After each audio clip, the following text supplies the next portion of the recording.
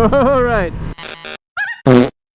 What up, homies of the universe? Lugnuts.Guapo coming at you from good old Texas. And today we are going to be riding here the Nightster S, the 975 Revolution Max.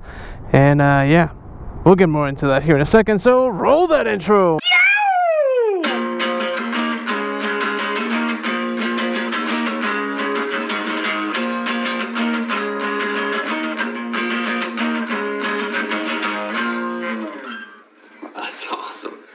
So plenty of good stuff to look at here.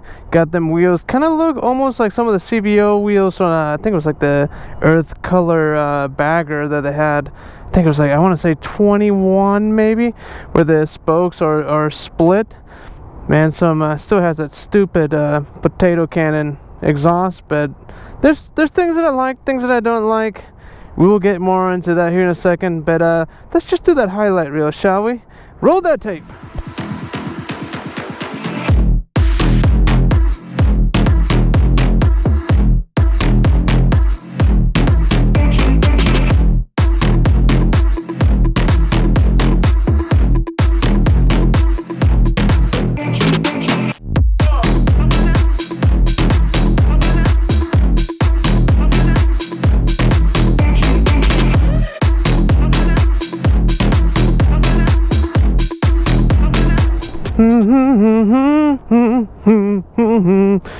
Alright, I like that the kickstand is not like the Pan Am.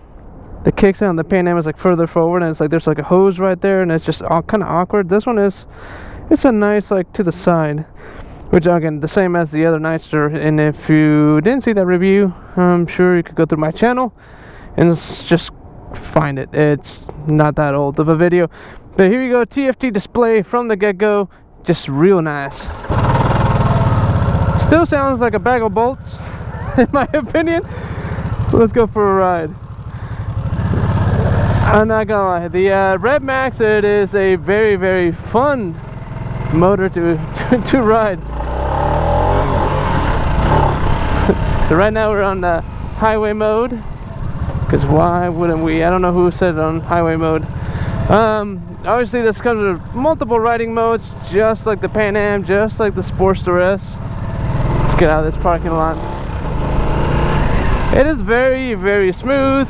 The shifting feels positive. I would say very positive, but definitely you can sense it, if you know what I mean. It has like that click, but it's not as like the traditional Harleys have like a more abrupt, a harder click, I guess.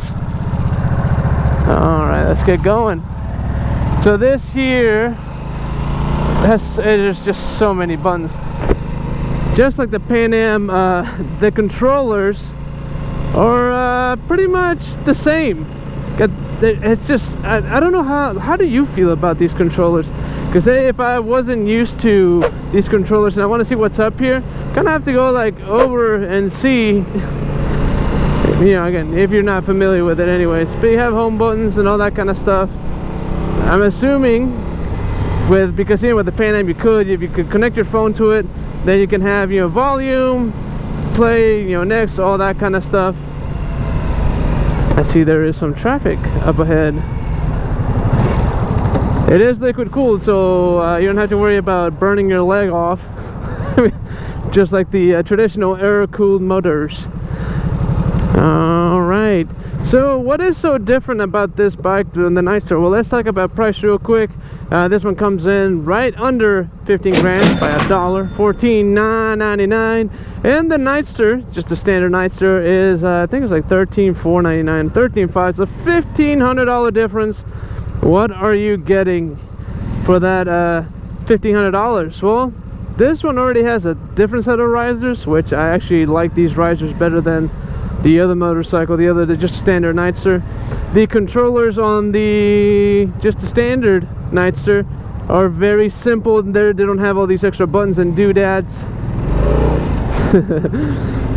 that motor, man, it's really, really, really, really fun. Anyways, as we were saying, you get a lot more in the controllers because of the TFT display, which is also that you get specifically with the Nightster S and not with the Nightster, but you also get with the Sportster S. My goodness, man, I'm gonna get killed out here. Someone's not paying attention. A little intermission here while I get out of the situation. A few moments later. All right. Whew. Yeah, I didn't want to be in the midst of all those cars and that 18-wheeler holding all the traffic up. Alright, so we talked TFT display, which you don't get on the Nightster. The standard Nightster, you get all the extra buttons, home buttons, pages. I believe I see heated grips, is that right? Yep, heated grips, baby. Which, on a bike like this, I guess, I mean, it's alright. On a bike like this, I just don't see the point of heated grips. I'm sure, like on a Pan Am, if you're going to be out in the middle of nowhere. That suspension is not terrible.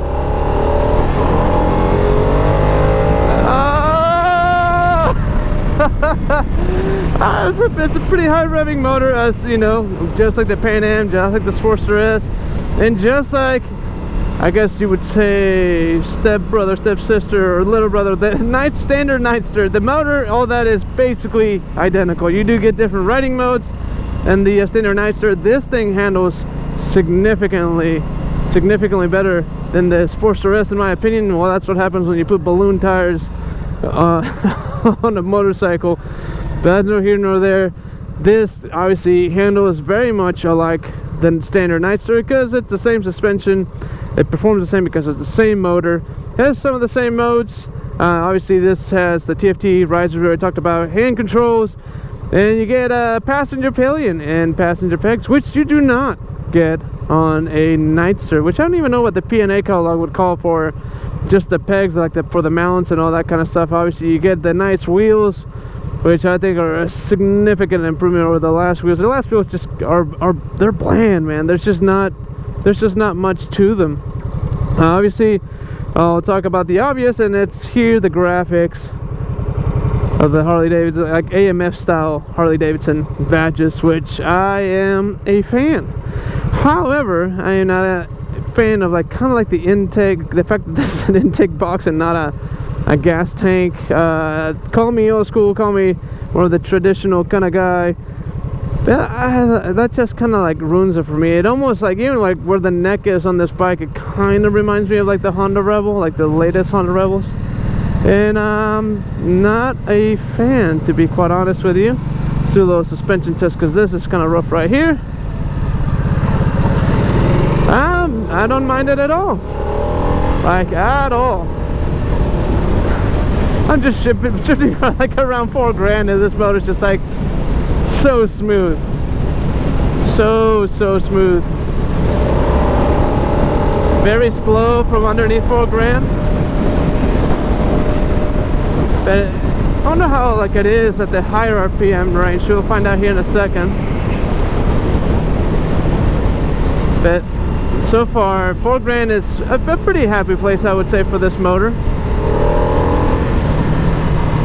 And I kind of dig the sound that it puts out too. Oi! So right above $6,000, this thing just climbs real quick. In comparison from like $4,000 up, especially under $4,000, this is kind of like a nice little sweeping turn, and it's just it's smooth, man. Got that Showa suspension in the front. I think it's Showa, is it? I'll have to verify that. But man, this bike handles just so nicely. And the interesting thing is, like, yes, these have been like out for a while. I mean, by that I mean the Sportster, the S, and the Nightster, the standard Nightster. So everybody's still, if you're still butthurt about the air-cooled thing and now liquid-cooled, I totally get it. This, as a motorcycle overall, is a superior motorcycle, but I don't think anyone ever bought a Harley because it was a superior motorcycle. I think the fit and finish on a lot of Harleys, still not sure how I feel about the fit and finish on like these Red Max models, including the Pan Am. The fit and finish is not quite there. I would say like the traditional Harleys have a better fit and finish than these do. Especially like the controls just feel like clunky. It almost feels like something out of a an Indian. Not to offend anyone that owns an Indian, but I don't like the controls on it, and they're just big and bulky. And I like what Harley did 2014 and later with the one touch. Everything is just intuitively in the right spaces, and nothing is too far away from your fingers. And here it just feels like there's just too much going on. So the bike itself got the mid controllers in. It's very comfortable. The stance is very comfortable, very conducive for more aggressive riding, as aggressive as you can get on a cruiser, which technically Harley considers this a sport segment motorcycle. I could kind of feel that rear end wanting to kick out. This does have like some kind of rider aid that helps with it. This motorcycle overall, it is a lot of fun to ride. Has enough power. I would like to see something that handles this well with a 1250 motor, because I do think there is a very, you can tell the difference. Unlike other, like, you know, if you go from a 114 to 117, the difference is really not as noticeable. I would say on the 1250 to 975 it is very much noticeable. Not like an exaggerated, like, you know, difference, but it is noticeable. So it would be nice to see this in a 1250. However, for what this motorcycle is, it is a fantastic motorcycle to ride. The Nightster has been out since last year, and I have not seen one come in for any issues whatsoever. Which the Pan Am had a lot of issues when it first came out. I know they fixed a lot of those kinks, but this one has had zero issues. I think one of the few things that I would say is kind of a complaint, but not really, is the fact that the engine is obviously part of the frame. So if you damage any point like on the frame where it connects to the engine, that is a more significant repair, because now you're talking the motor and the frame, which might not be as expensive. I'd have to look into that. Yeah, I'm still not used to using like the blinkers on these, because they're much like metrics, and I have a Honda, but I don't really ride it, and I don't really have, to be honest, I don't have turn signals on it. So this is, man, it handles so good. It doesn't feel like a Harley, I'll be honest with you, but it is so much fun. And I honestly think that the Rev Max is probably the future of Harley-Davidson, with all of EPA happening, and that's a whole nother video. But overall, I would give this bike a 4 to 4.5 stars. I think it's a great motorcycle, handles great. I hate the noise that it always makes, the noise makes, that the engine makes when you first start it. It just sounds like a bag of bolts. It's still on, like, I don't know why it annoys me. It looks great. The fit and finish is actually pretty good. I wouldn't say it's quite like their other models, but just like some of the lines, the way that they route it, I'm not a fan. I'm not a fan of that stupid potato cannon, although I do like the sound.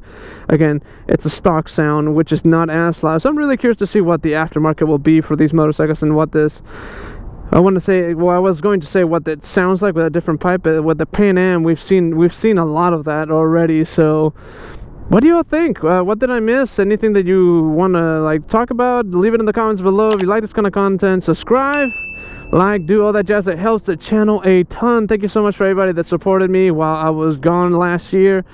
This is gonna be a fun year. I'm really excited about it. Man, those wheels really, like, I really like those wheels. I really do.